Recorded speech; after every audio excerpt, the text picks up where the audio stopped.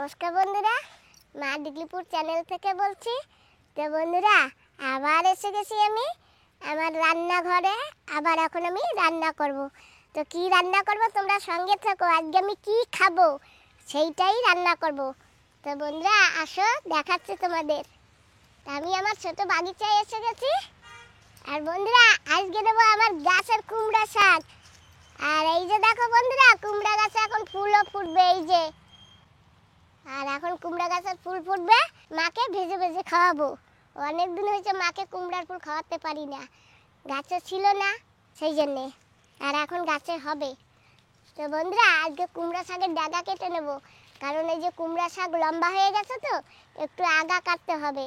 সে আগা কাটবো, আগাও কাটা হবে, আমার শাকও খাওয়া হবে।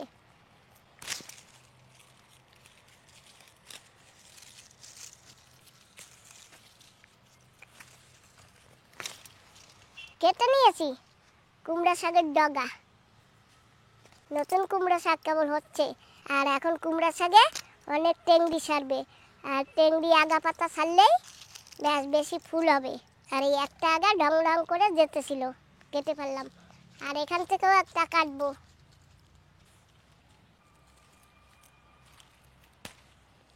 ব্যাস কেটে ফেলেছি। সুমান, এটা একটু তুলে দাও না বাবা, এটা তো আমি ওই পাশ থেকে লাগর পাবো না। আকড়াগুলো সারিয়ে নেই, তাহলে পারবো। আকড়ায় জাল ধরে রেখেছে।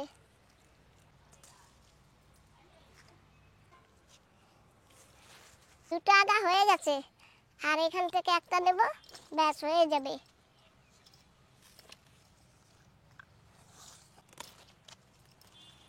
ডেগাটা কি মোটা হয়েছে। আর একটা ডেগা হলে 50 টাকা হয়ে যেত। 3টে ডেগা তো, তাই 3টে ডেগা 50 টাকা হবে না। আমাদের এখানে কুমড়া শাকের, লাউ শাকের কি দাম। এখন এর ভিতর দুটো লুবিয়াও দেবো। তো গাছ থেকে দুটো লুবিয়া নিয়ে আসি। আমার গাছটা প্রায় মরে মরে গেছে, তাও গাছে ফল দিচ্ছে। কি সুন্দর লুবিয়া এখনো গাছে দিচ্ছে, গাছ কিন্তু মরে গেছে।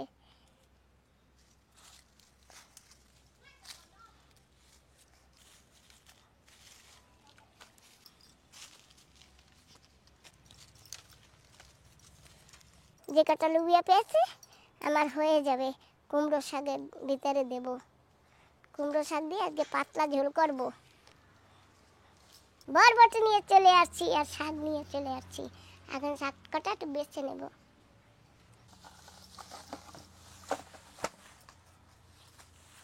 তা আমি এখন শাক বেছে নেব।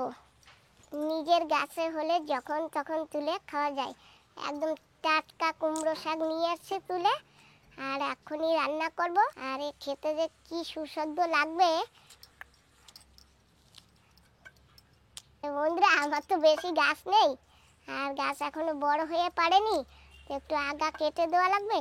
ওই জন্য আমি ডাইরেক্ট একটু বড় বানিয়ে তারপরেই আগা কেটেছি। তা আমি বেছে নিই, তারপরে আবার তোমাদের দেখাবো।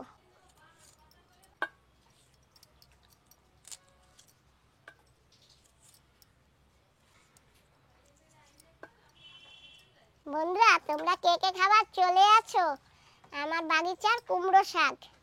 আমার দিদি তো পোডলারে গেছে। ওই দিদি থাকলেও কত সুন্দর করে আমরা দুজনে মিলে রান্না করতাম, খেতাম। তো দিদি তুমি তো এখন পোডলারে, তা আমি একা একাই দেখো শাক খেতেছি, এখন রান্না করব আর খাবো। তুমি তো এখন খেতে পারবে না, তুমি আসবে, গাছে আরও হবে, তখন তুমি খেও। এখন আমি একা একা খাই, সঙ্গে আমার মাকে নিয়ে, সুমন বাবাজিকে নিয়ে। আর তুমি এখন বাদ পড়ে যাচ্ছ। বরবটি বেছে নিয়েছি, আর এই যে কুমড়ো শাকও বেছে নিয়েছি। তা এখন কুমড়ো শাক ধুইয়ে নেব।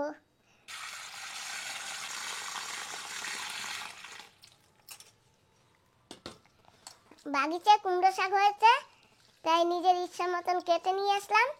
আর এখন তাজা তাজা কুমড়ো শাক এই যে বেছে নিয়েছি, আর এখন ধুচ্ছি, রান্না করব। তা বড় গাবলাই নেব। এই যে ভাত বসিয়ে দিয়েছি, এখনো ভাত হয়নি। উনুনে কত সুন্দর আগুন জ্বলছে, আর ভাত টকবক করে ফুটছে। বাবা কি আগুন জ্বলেছে উনুনে। আর ভাত যতক্ষণ হচ্ছে ততক্ষণ আমি রসুনটা একটু ছুলে নিই। কুমড়ো শাকে দেব, কুমড়ো শাকে রসুন দিলে ভালো লাগে।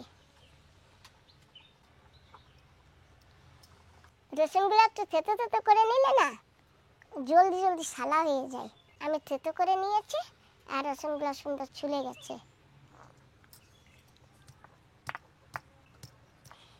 যেমনি ছিল তেমনি নোড়া। দেখেছো বন্ধুরা আমার নোড়াটা? আমি পিকনিকে গিয়েছিলাম তখন এইটা কুড়িয়ে নিয়েছি, ওই জ্যাঠা মাসি আমাকে কুড়িয়ে দিয়েছে। বন্ধুরা আমার ব্লগে কিন্তু আছে, তোমরা দেখো মা দিগলিপুর ব্লগ চ্যানেল, বুঝতে পারবে। কটা জিরা ভেজে নিয়েছি, কড়াইতে তেল, আমি সরষের তেল দিয়ে রান্না করি সব কিছুই, ওই জন্য সরষের তেল দেবো।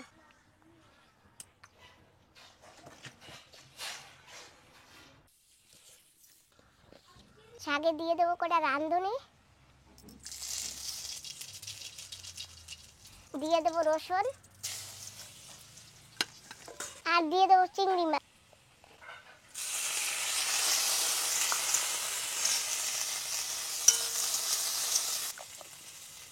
দিয়ে দেবো হলুদ গুঁড়ো,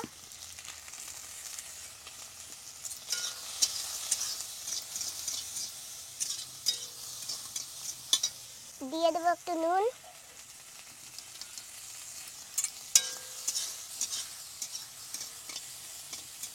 আজকে কিন্তু চিংড়ি মাছ ছুলিনি, এই জন্য ছালিনি, যে সবসময় তো চিংড়ি মাছ ছাইলে রান্না করি, আজকে ছিলকা সমেত রান্না করব। তো চিংড়ি মাছ ভাজা হয়ে গেছে, তেল ছেড়ে দিয়েছে, আর এখন দেব জল।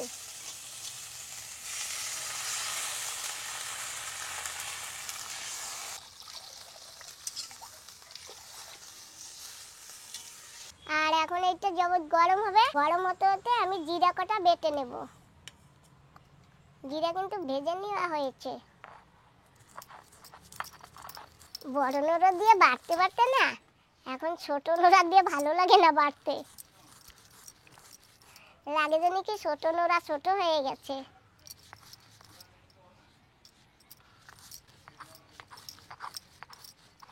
বড় ছিল আর বড় নোড়া হলে এই জিরা ভাজা এক বাটায় হয়ে যায়, এক বাটা কিংবা দু বাটা, এটাও হয়ে যাবে দু বাটা দিলে।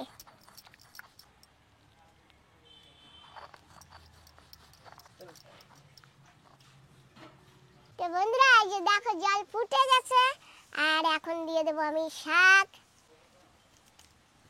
ঠাকুর যেন ভালো লাগে খেতে।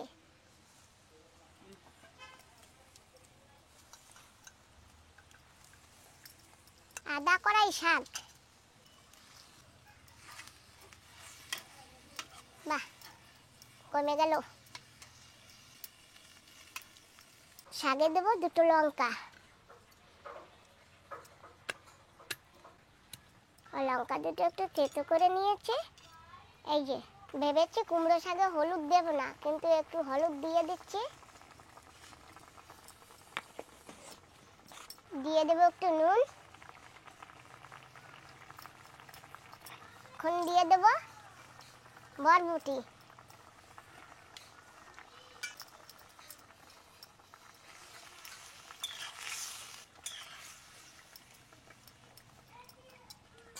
এখন দেবো থেতো করা লঙ্কা।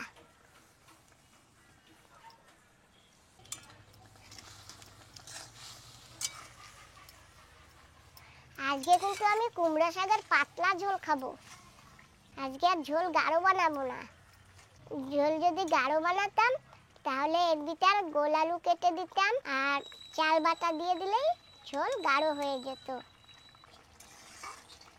তরকারিতে সব কিছু দিয়ে দিয়েছি, এখন অল্প একটু সময় ঢেকে দেব, ব্যাস হতে থাক।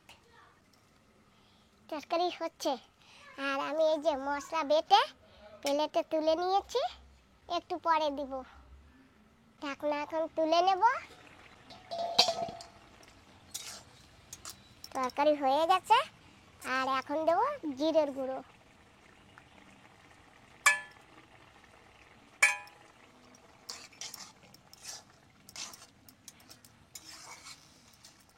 যে দেখো তরকারিতে কিন্তু জোড়া পট এসে গেছে, তার মানে আমার তরকারি হয়ে গেছে। আর আমি এখন তরকারি তুলে নেব। বাহ, কি সুন্দর তরকারি।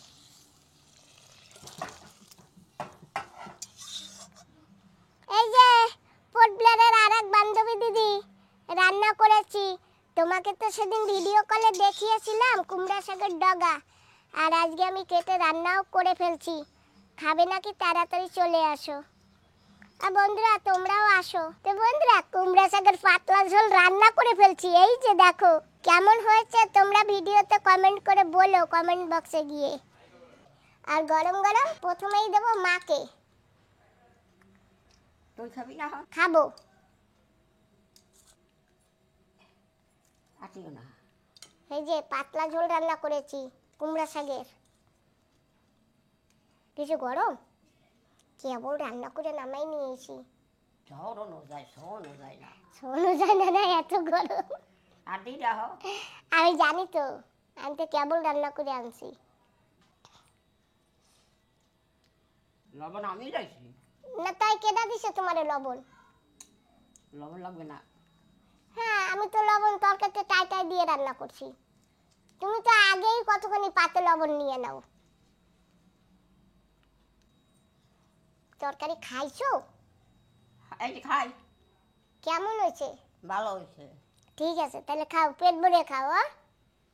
তো বন্ধুরা তরকারি পাতলা ঝোল রান্না করেছি আর মাকে গরম গরম দিয়েছি।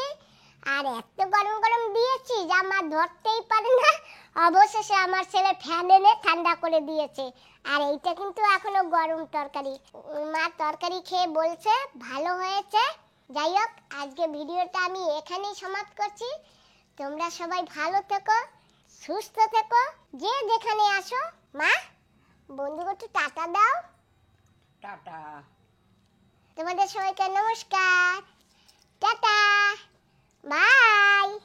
Tata bye bye. দেখো তোমার দিদা কি সুন্দর এখন বলতে পারে।